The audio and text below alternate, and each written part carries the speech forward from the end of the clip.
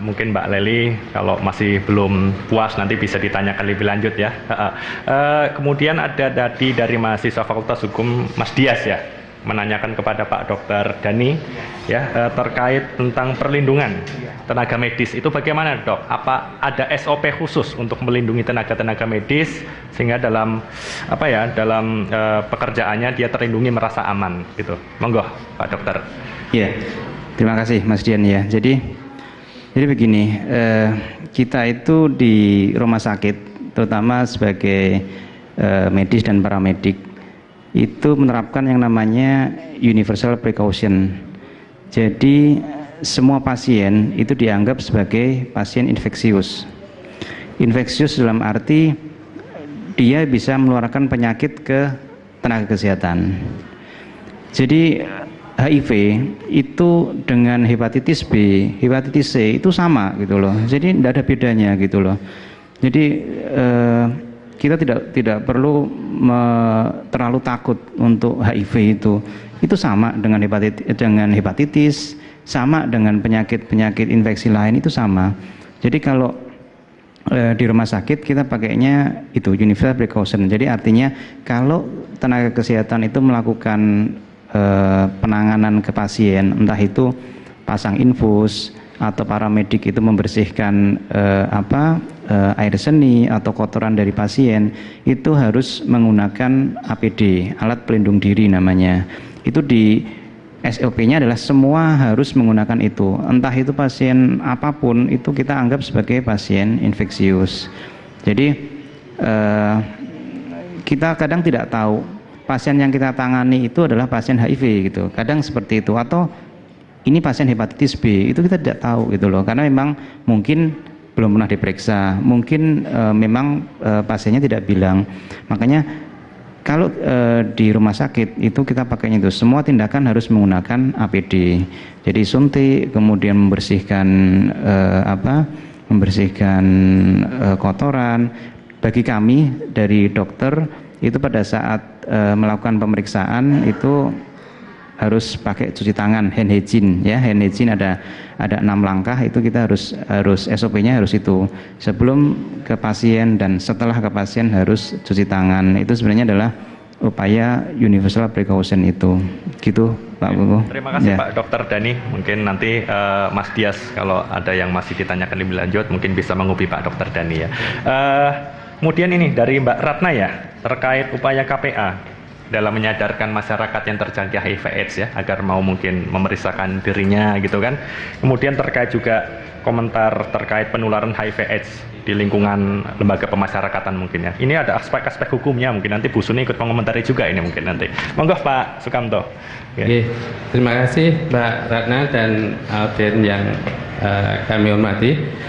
Sebelumnya kami sampaikan bahwa beberapa waktu yang lalu Ketua Komisi Penanggulangan AIDS Provinsi, dalam hal ini ketuanya Bapak Gubernur, Bapak Ganjar Pranowo, ini telah mengundang Ketua Persid Kartika Chandra Kirana, Ketua Bayangkari, Ketua TPPKK Kabupaten se-Jawa Tengah dalam rangka perlindungan populasi yang berisiko, khususnya ibu rumah tangga, karena tadi disampaikan bahwa ibu rumah tangga itu secara ini untuk tingkat Jawa Tengah pun menduduki peringkat kedua jumlahnya ya, termasuk di Karanganyar juga demikian, sekitar 30%, bahkan BPS sendiri itu peringkat ketiga.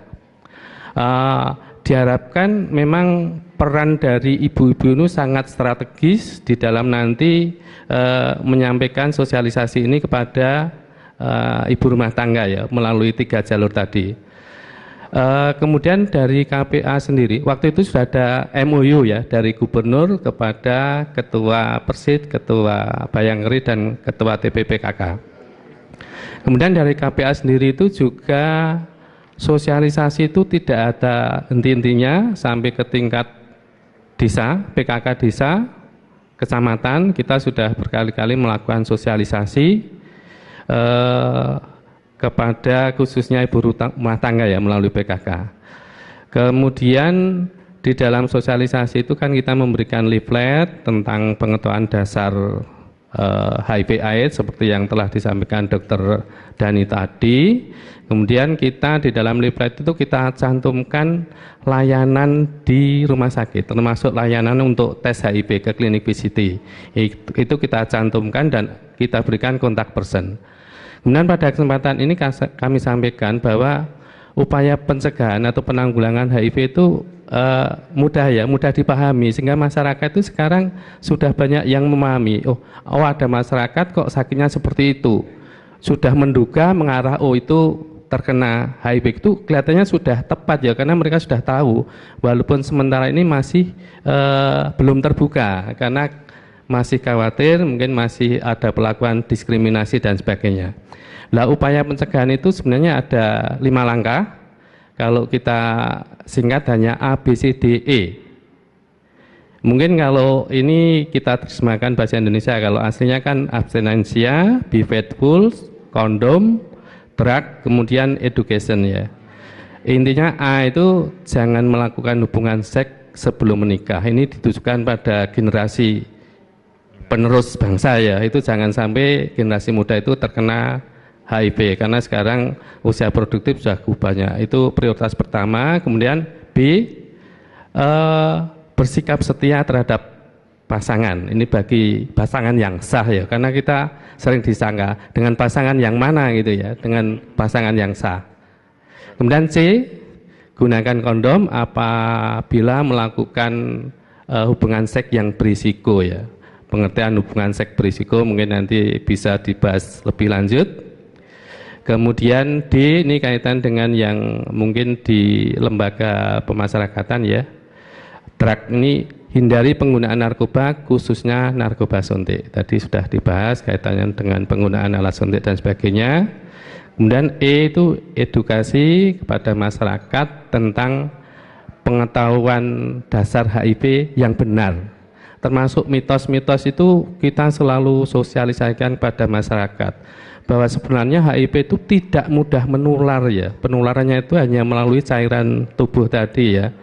Dengan bersalaman, dengan mandi di kolam renang bersama, dengan penggunaan alat makan yang sama dalam rumah tangga, kemudian dengan gigitan nyamuk pun tidak bisa menular ya. Karena selama ini kan wah gigitan nyamuk, mungkin karena menggigit darah masuk ke sana mungkin menular, ternyata tidak.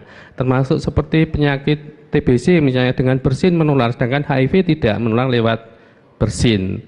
Menularnya itu tidak mudah ya, sehingga masyarakat itu sebenarnya tidak perlu takut berlebihan ya. Saya sendiri itu sebagai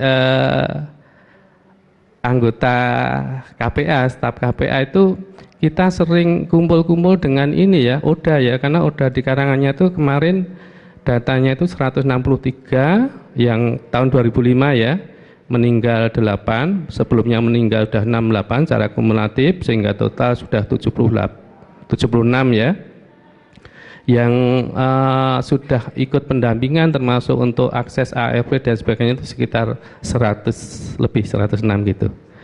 Kaitannya dengan Mbak Rana ya, yang penasun ya, mungkin apa yang dari NAPI ya, khusus Karanganyar tidak ada lembaga pemasyarakatan, untuk Sragen ada, tapi untuk komunitas di lembaga pemasyarakatan itu sudah dilakukan upaya untuk ini, selalu diadakan tes HIV secara rutin tiap 3 bulan sekali, sehingga kalau ditemukan seorang narapidana tersebut positif HIV, langsung dirujuk ke tadi mitra kerja KPA. Itu ada yang kelompok dukungan sebaya untuk mendapatkan pendampingan dan akses ARV ke klinik yang sudah disediakan. Mungkin demikian Mbak Rana ya, mungkin. Terima kasih Pak. Mungkin Bu Suni ingin sedikit menambahkan ya. Baik, terima kasih. Terima kasih Pak Kukuh. Jadi menarik sekali kita bicara tentang perlindungan HIV dan AIDS. Jadi itu perlindungan untuk pasiennya atau orang yang terkena HIV dan AIDS, dan juga untuk masyarakat. Kalau kemudian kita bicara kembali ke masalah regulasi yang sudah dikeluarkan oleh pemerintah, sebenarnya penanggulangan HIV dan AIDS itu Mungkin kalau tadi ditanya soal persoalan tentang narapidana yang di screening tadi ya. Jadi Permenko Kesra kalau nggak salah nomor 2 tahun 2007 itu sudah menjelaskan bagaimana penanggulangan HIV/AIDS dari dampak buruk nafsa. Itu dijelaskan bagaimana mekanismenya penanggulangan itu. Kemudian yang lebih dijelaskan lagi di Permenkes nomor 2 tahun 2013 khusus penanggulangan HIV dan AIDS. Nah, ini kalau Karanganyar saat ini sedang menyusun perda tentang penanggulangan HIV dan AIDS, ini kami cuma titip pesan aja, Pak. Jangan sampai perda yang dibikin itu cuma sekedar aksesoris aja.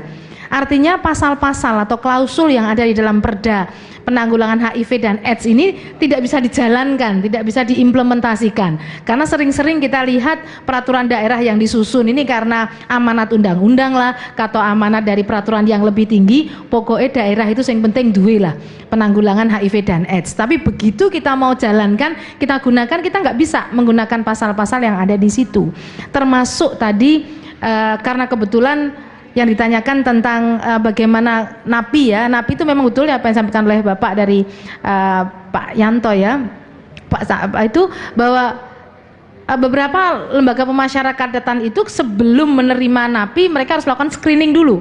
Itu baru mau masuk itu dilakukan screening dulu apakah memang dia tidak terkena HIV dan AIDS. Kemudian kalau pemeriksaan screening berkala memang itu harus dilakukan dalam arti memang itu rangkaian daripada perlindungan atau penanggulangan HIV dan AIDS. Tapi yang jelas tadi Pak, perda itu sangat penting sekali karena bagaimana kita akan bisa melakukan perlindungan ini karena payung hukum di daerah itu adalah perda. Perda itu yang betul-betul bisa dijalankan. Bagaimana kalau memang kita mengetahui jumlah penderita HIV dan AIDS yang ada di satu wilayah tertentu dengan kelompok-kelompok tertentu, kira-kira apa support yang dilakukan oleh pemerintah daerah terkait dengan hal itu. Sehingga masyarakat merasa nyaman, si penderita juga merasa nyaman. Oke. Kami kira itu yang bisa kami sampaikan Pak Kukuh. Terima kasih. Bu Suni, terima kasih atas tambahan yang disampaikan oleh Bu Suni. Terima kasih kepada Pak Dr. Dani, spesialis penyakit dalam ya, dokter di Rumah Sakit Muwardi. Kemudian dari Pak Sukamto, Sarjana Kesehatan Masyarakat dari KPA Kabupaten Karanganyar. Kemudian Pak Cucuk Herukusumo dari Dinas Kesehatan Kabupaten Karanganyar. Oke, pemirsa TA TV yang di rumah, baik yang di dalam Mangkunegaran Langs, demikianlah acara diskusi di Suara Konstitusi yang diselenggarakan oleh Asosiasi Pengajar Hukum Acara Mahkamah Konstitusi bekerjasama dengan Mahkamah Konstitusi Republik Indonesia. Semoga acara tentang diskusi masalah AIDS ini bisa menambah manfaat dan informasi-informasi baru yang lebih bermanfaat bagi kita semua. Terima kasih. Wassalamualaikum warahmatullahi wabarakatuh.